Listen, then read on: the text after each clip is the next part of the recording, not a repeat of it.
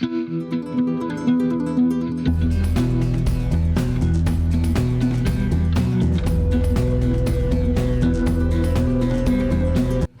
to this week's Struggle Cast. We're doing a little something different this week, so hope you'll hang out for a bit and maybe even hit the subscribe, download, share with a friend, donate to the show, do whatever you want to do. So I'd been promising that we're going to do something a little different, and we're going to have more of a what is the Struggle Cast? Who is the Struggle Cast? Why is this weird dude outside talking to me on the internets? So this is the Struggle Cast. I hope everybody had a great week. Late again, and I know that I indicate and I do this little thing, so please ignore that. I'm doing my best to try to consciously quit doing it and the stuff. So here we are. A little bit about me. We're just going to say I'm Barry Struggle, and reluctant leftist, sort of, and we'll get into that here in a minute on the who's and the whys and how's that happened.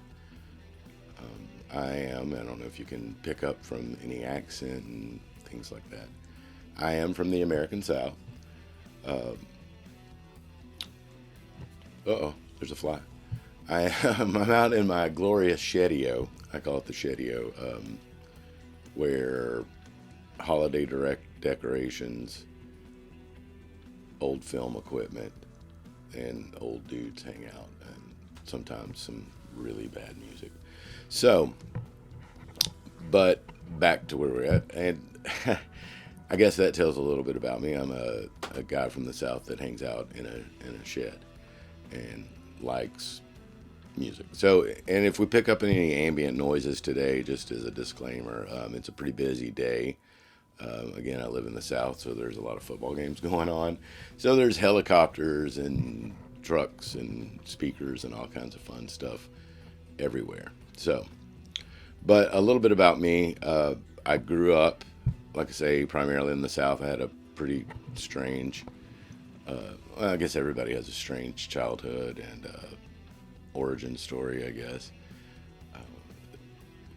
Both sides of my family were long-time generational outdoorsmen, hunters, fishermen, loggers, steel workers, blue-collar working people. And recent history, I had relatives, obviously, in World War II. They were Navy Seabees stationed in Alaska. I have a long history of working men and farmers. Where I'm from, in most places, in the rural South, not too many generations ago, it was hard scrabble. It was rough. You're working. So take a little sip. And for you guys that are listening on our podcast and no video, there is a video version of this at the Strugglecast on YouTube, where you get to watch me drink coffee instead of just hear it, because that's awesome. And this would be a good time to say we are available on any of the podcasting services, Apple, Google, etc. Download, have fun with it, share it with a friend, do whatever. But I did grow up here, so it's kind of strange. I grew up in a very labor-friendly environment. My grandmother was incredibly politically active for labor. They were big proponents. Some of the reasons is you can click at some of these other episodes. I started off this podcast intentionally just trying to do some history pods first before we got to where we're at now. This is going forward the idea of how I wanted this to be. But I needed to give a little background and contextual information that I do approach modern issues and points of conflict, etc., especially in the news cycle. I try to look at it from a historical perspective, because we've been through most things more than once. And there are lessons to be taken away on what to and what not to do, obviously, and how people respond. Which gets back into who I am. I grew up in a very politically active and thought encouraged environment where especially education and knowledge was something to be desired, and not just, it's kind of weird, not just in some like monetary way. A little bit about, I'm not good at the monetary parts of things in life. I'm not a good businessman, so to speak. I'm more, I do enjoy thinking and understanding things and why they are what they are from an almost an academic point of view, but I'm not claiming to be an academician by any stretch. So anyway, that shaped a little bit of who I was growing up, just at the core level. And my relatives on some, I have a lot of relatives that came from reservations, just to be honest, in the not too distant past, maybe, especially my grandmother and great grandmother side,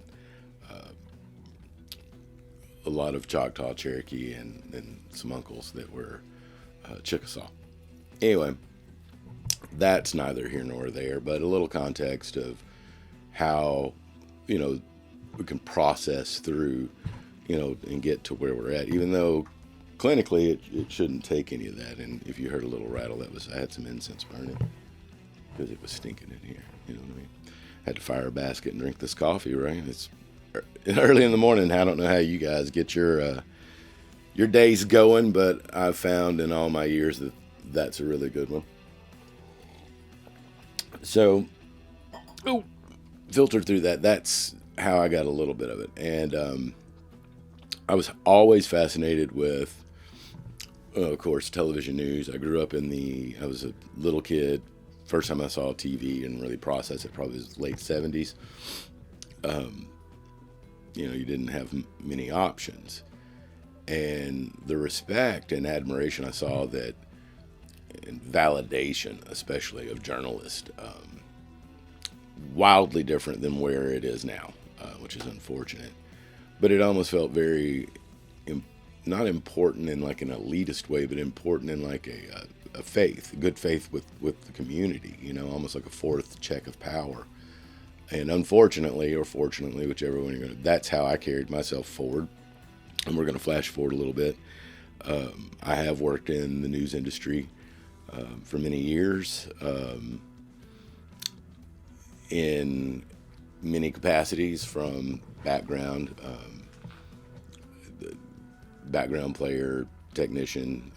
There's very few things in broadcast production I haven't done. Stint in advertising, back to the news. I signed news for quite a while, and if anyone doesn't know what that is, that's where you literally, the job is to come in, kind of like right now, drink this coffee and figure out what the news of the day is, and what we should be focusing on. Now, due to a lot of reasons, primarily I did my signings on the weekends. That's one way to keep malcontents quiet. So I do have a background in journalism. I have done it, so I'm not trying to justify any of my opinions. In fact, just having an opinion now, and I'm no longer in the news industry and really have no desire to go back to it. So I do feel a little bit liberated now to finally have some opinion, even though I still try not to. So much training and mental exercise goes into trying to view things and events, people, kind of straight down the middle. So I'm still more comfortable in that zone. It's easier for me to figure out, because not everything that comes across, and we're going to get to that here in a minute, but not everything is an either or. You know, there are good things in some of the worst policies. It's just that the policy in whole is trash. And I think that we sometimes are so polarized, especially now, that people don't understand the true nature of what it can be and what it has been. And now that we're one or two generations removed from, to me, any kind of political normalcy, it's going to be really hard and interesting moving forward. So, just a little bit more about me so we can get on past that, and I can say, we did that about me segment. And the struggle class. The struggle cast is the name of the podcast, and I'll answer why that is. To me, the struggle is kind of almost like aloha. It means a lot of things. Primarily, anybody that's a working person, citizen, this country, or any person that's working, doing it, trying to get out there and get it, and has been disenfranchised and just kind of left behind by the process, knows the struggle. The struggle is real. Everybody these days is, just trying to make it through. And maybe that's always been the case. It doesn't seem that way. It's just nuanced. We're in this crazy time where everything is available. Everything is available to us. Yet, it's duplicitous. We're also the most unhappy and bereft, floating adrift, it feels, than ever. So that's what this cast is about. I'd like to take history mixed with a little bit of modern, what's happening now, and try to put it into a little bit of context for what it actually means and what it could mean. Just through my analysis, especially in watching the news. Not that everybody can't watch different news sources and get information. I do believe that having an incredibly refined news filter, what one average news consumer would read and understand could be wildly different than the amount of information and takeaways that someone that's more sophisticated at filtering through the bullshit can take away and understand what the actual issues are. It's getting more and more and less, more and more obvious, and just less shame on the parts of certain news outlets, when you're writing intentionally misleading to kind of get to narrative-based journalism, which is a huge problem, and strikes back at the core of who I am. Like I'm saying, just working class, regular dude. I made bones with not being wealthy a long time ago, so happy was preferable. I wish I could say that I know a lot of unhappy, wealthy people. And I do, but I also know some very happy, wealthy people. However, it seems like the wealthier the people I know, new problems emerge. Like I say, the struggle is real for everybody. The struggle is just being a human, right? And trying to figure out where we're all at. I mean, we're on a freaking convertible rock hurling through blackness and a void around a flaming ball of gas. So, it's just perspective, because, the realities are whatever we want them to be. I mean, not to get too wild. Now, I'm incredibly fascinated by those subjects as well. And maybe one of these days we'll have like a crazy talk about like wildest far out theories about where we're at and this whole simulation thing that we've got going on, possibly. Uh-oh. Is there a little buggy in my coffee? How dare you, sir? And for those that know me, I'm a huge, I love coffee. So, and you're not gonna, yeah, that's just my thing. Now that does, I think, is a byproduct of newsroom. I liked the coffee anyway, but I liked it a lot when it was free and available. You know what I mean? I still love it. So, anyway, the Struggle Cast is more about, I'm just trying to give a voice and maybe highlight some things that there's got to be disenfranchised in other people out there, that maybe just want to hear something a little different and have a different perspective and have a place where they can listen to it, maybe even exchange the ideas. We're in a really bad spot right now and I was also a debater in high school and in college, which makes me super nerd.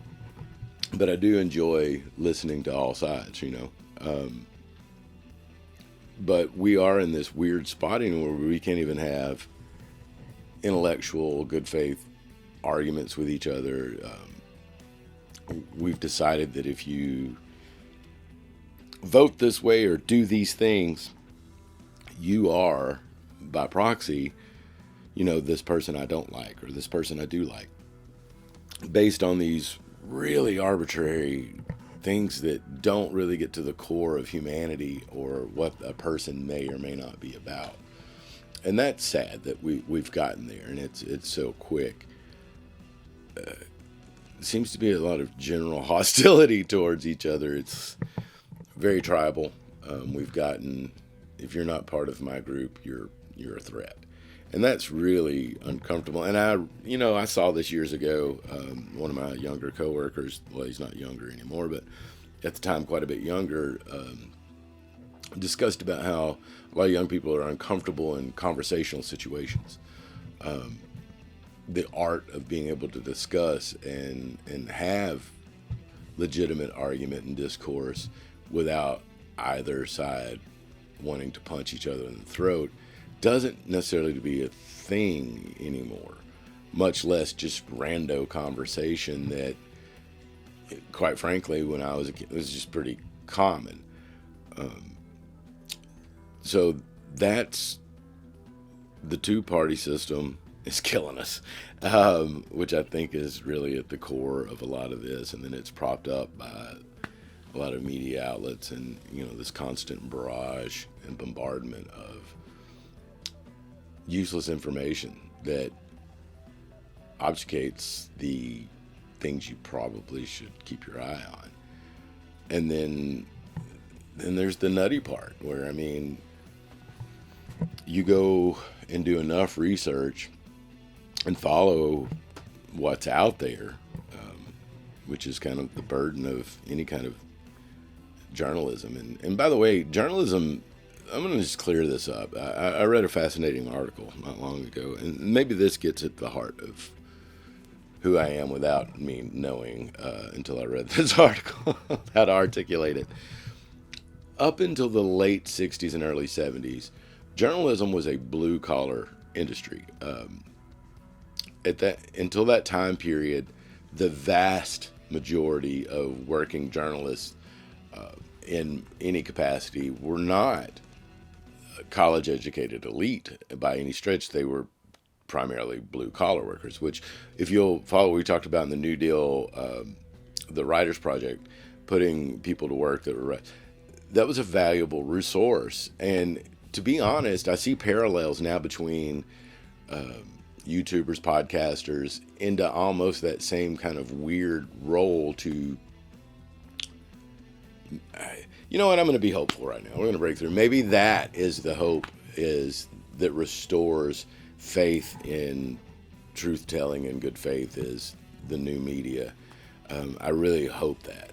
Right now I'm seeing a lot of bad stuff out of new media. But everything in its infancy, we forget that print media was abused and manipulated for quite a while, and then obviously when radio hit, I mean, people don't realize the origins. I mean, fascinating. If you get a chance, the Ken Burns like country music doc indirectly discusses a lot of the border stations and stuff that would just blow out, these 100,000 watt stations to broadcast primarily advertising intermixed with music that you didn't really, which was back then hillbilly, and then what was race music, blues, etc., which indirectly made those genres of music wildly popular, but was kind of the first misuse of, the radio waves. I mean, if you want to get into it technically. But so moving forward, what happens is now that you don't have kind of the blue collar journalist, we're starting in the 80s, and then especially kicked out by the late 90s with the emergence of cable news, unfortunately, and the 24-hour cycle, which for people not in the industry, 24-hour cycle is every day in the news there's going to be a new story, right? That's what they want to. They want a new focus every day you can punch, see CNN's BS, breaking news as well. It's not all breaking news, you know what I mean? You talk about the boy who cried wolf, right? So, but it keeps the audience on edge, and they learn that, and social media definitely figured it out and followed that and took it to a whole new level, but that's a different conversation. So by the time you get into the 2000s and into the current, a lot of mainstream journalism is no longer representative of what they see. I mean, that's what we do. If you're an artist, great artists and great writers, journalists and other craftspeople, you're kind of a representation of where you're at. So if you're trying to be a part of the elite because that's what you're covering, and then it's intoxicating to be there, and it's been proven time and time again, you're going to be rewarded for access journalism, which is people that aren't necessarily the best journalists or have the best ethics, but they have access. And that's why you see a lot of like cornball, just idiots on talking head panels on cable news, is these people have accesses to power. It doesn't mean they're going to ask any real questions. And most likely they're there to frame a narrative for insert here. And it's usually not even hard to figure out. So that's what has kind of soured me, along with just a cursory knowledge of history and contemporary history, and even fascinated with history in all aspects, to ancient to current. But being able to understand a little bit of history and pay attention, I believe, has given to me a fairly sophisticated lens which to view dissemination of information. I've got other reasons to do, but history's made me this way. History and analysis. It's not hard to figure out what works, what doesn't. And when I say works for everybody, not obviously if you're Attila or Napoleon, of course it worked out. I mean, for you, until, well, not Napoleon. Well, neither so much in the end, but not so much in the end for any of us, right? But at the time, things were working out great for them, right, individualistically. But as a collective, not so good for humanity, right? So I think it's really hard to study history, and you have to be dead a little on the inside, right? If you don't contextualize and go, oh, wow, this is, monumental for what's going on at that time, or feel the pain and just there's so many periods of history that were awful. And then there were some really good times too. And we don't, kind of like now, we don't really get any of those because it doesn't sell. It doesn't motivate clicks and likes, and the algorithm doesn't like it. Your brain responds better to fear and urgency, which are the 7 tenets of sales, which is a whole nother issue in advertising. The call to actions and the urgency and the exclusivity. You got to do it now. Trigger me. Oh my God. I gotta have this. My neighbors have it. The whole Jones effect, that crap. But again, these are all issues that right now we're just making a big soup. Okay, we're throwing a lot into the pot. We're not going to get real specific on the ingredients. We can. Y'all let me know. If you're on YouTube, drop a comment. Let me just figure it out. But so history has made me this way, along with analysis, and we can look and see just where we're at. This two-party system is killing us. We are not represented by any party. And I know I'm probably just got shut off every algorithm right now for how dare I. If I have criticisms of the left, doesn't make me a right-wing crazy person. If I have criticisms of the right, doesn't make me a left-wing crazy person. Two things can be true at the same time. I can be incredibly critical. I mean, it's not even critical. I mean, it's just history that nobody wants to accept. The party on the left has done some horrifically unethical and undemocratic things, as has the party on the right. The party on the right, though, to be fair and to the credit, has never tried to disguise their motivations. And that's where I have a disagreement with my brethren that are politically party affiliated to the party on the left. There's not even an acknowledgement of, okay, it's amazing how somebody can lose so goddamn always, but never actually lose. They just failed to win. And it's like, you just don't get it. But anyway, that's, again, another issue for another time. I'm put on my little glasses for a minute because my eyes were hurting. I'm trying to read some notes off the ground. Have another sip of coffee. So, we've covered a lot right now. I don't think I did a wonderful job of expressing who I am. But, that'll come with time. You're welcome to stay with us and keep joining us. There's a part of me that would like to drop this maybe 2-3 times a week. That's up to you guys. But this party system is killing us. We can get into that there's a couple episodes coming up that we're going to talk about. And definitely the next one is this two-party system. And, if you make a Venn diagram of a two-party system, the only things they really disagree about are the low-hanging fruit and shiny objects of social issues, which everyone pounces on because it's so easy. So the system is really just trying to manipulate all of us into believing that the core differences are these things. And I want to believe that the world is waking up and, my fellow citizens are starting to figure out that it's a trick.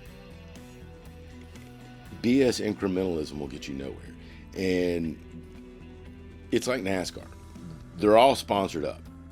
The last vestige of the working class influence in modern American politics, in my opinion, was, the Clintonian, when Clinton gave it away. You know what I mean? Like, if you can't beat them, join them type thing. Like, the other side is moneyed up, you know what I mean? And so the party that protected working people and blue collars got moneyed up with the same people that pretty much are the overseers to a lot of the working class people. They're the management, right?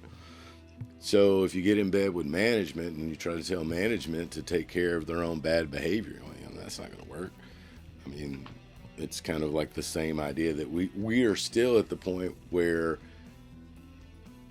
just this week they're going to kill the stock trading ban, which should be a pretty big softball piece of legislation for the average human. We realize, so insider trading ban. Martha Stewart went to prison for this stuff, right?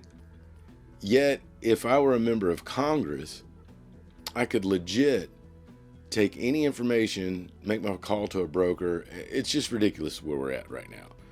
And that's what I'm getting at. It's so moneyed up that I don't see a way, because I honestly believe they work together in some ways. It's symbiotic, where both sides have to muster up a reason to hate the others every cycle, right? So we get this perpetual, like, oh, I'm inclined this way, but I really don't like the person involved. But if I don't, this other big bad monster. And it reminds me of what they did for years in Iraq, right? It was like, you can't get rid of Saddam because you don't know what'll come up next. You know what I mean? It's like, yeah, we never know. And I'm not advocating that that's a whole nother ball of wax, is our foreign policy and our liberation, especially over the last 30 years. But issue for a different time. So our next real big topic next week, and then our next discussion, will probably be the two-party system. And then I'd like to get into a criminal justice episode, if y'all are into that. And I do know a few true crime things we could talk about that are stories that have probably never really been told. And I do know some people involved that could maybe get us some good guests or whatnot. But we'll see on down the road. And this has been the Struggle Cast. I appreciate everyone for being here. Again, you can download, you can like, you can do all those wonderful things. Do it on YouTube, do it on iTunes, do it on all of them. Help a brother out, right? Because the algorithm sucks. So we'll try to get back into this and do this exact same thing next week, because this is kind of the format going forward. Now, we'll still drop some history infos every once in a while. I just love doing that stuff. And it's about time to do another extra, like the IQ Zoo and the CIA thing. Listen if you get a chance. There are tons of little stories like that out there. So just as a tease ahead, you know, and we can talk about anything in the struggle. You know, I'm fascinated by ancient history. I've got way too many interests to spell out here. So anyway, once again, like, subscribe, do all the things. And I hope you have another great week, and we'll see you on the next one. Thank you for listening. I'd like to thank everybody for that. And again, be nice to each other. We'll try to help somebody out this week.